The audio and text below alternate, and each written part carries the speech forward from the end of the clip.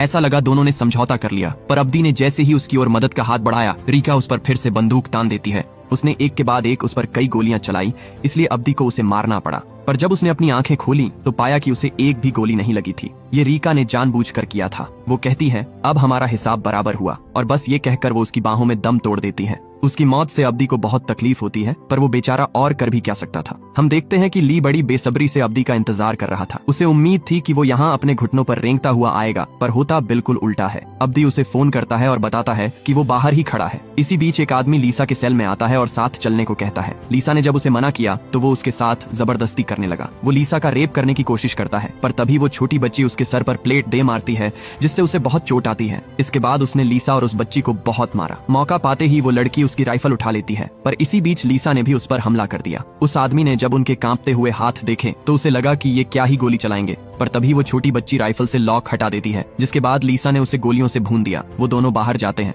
जहां उसे एक आदमी मिला, पर वो उसे भी मार डालती है। गोलियों की आवाज सुनकर कुछ और लोग उसका पीछा करते हैं। वो जितनों को मार सकती थी उसने उतनों को मारा, पर जल्द ही उसकी गोलियां खत्म हो जाती हैं। वो लोग उसे मारने के लिए आगे बढ़ ही रहे थे कि तभी वहां अब्दी आ गया और उन सबको मारकर उसे बचा लिया।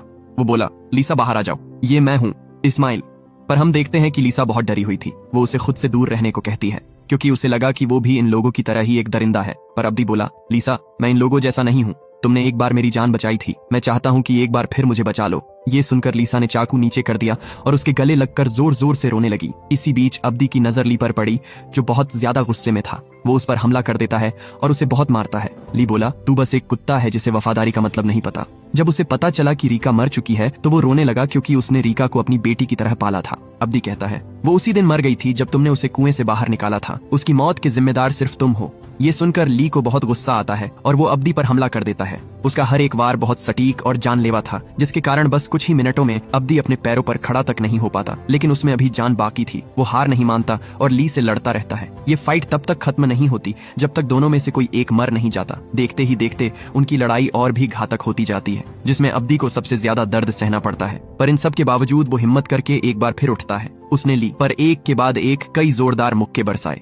अपने आखिरी वार में उसने ली को इतनी जोर से मारा कि फिर उसके बाद वो दोबारा खड़ा नहीं हो पाया। अब उसमें और लड़ने की हिम्मत नहीं बची थी, इसलिए वो वहां से भागने की कोशिश करता है, लेकिन अब्दी उसका पीछा नहीं छोड़ता। जब तक वो उसे मार नहीं देता वो कहीं नहीं जाने वाला था। ली एक बार फिर उस पर हमला करता है। इस बार उसने अपनी पूरी ताकत झोंक दी, पर अब्दी उसका एक हाथ तोड़ देता है। अब्दी उसे उठाकर एक नुकीली लकड़ी पर फेंक देता है, जो उसके शरीर को चीरकर उसके आर पार हो गई। ली अब अपनी आखिरी सांसें गिन रहा था, पर उसकी मजाल तो देखो, मरते मरते भी वो अब्दी की जान के पीछे हाथ धोकर पड़ा हुआ था। ली उसकी गले को उसी नुकीली लकड़ी में घुसाने की कोशिश करता है। वो अपने मकसद में कामयाब होने ही वाला था कि तभी लीसा पीछे से अब्दी को खींचने लगी, जिससे वो कमजोर पड़ गया और उसकी पकड़ ढीली पड़ गई।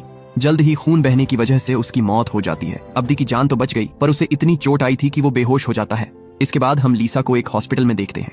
डॉक्टर्स ने अब्दी का इलाज करके उसके सर से उन लोहे के टुकड़ों को निकाल दिया था, पर अभी वो कोमा में है। उसकी चोटें इतनी गहरी थी कि उसे ठीक होने में महीनों भी लग सकते थे।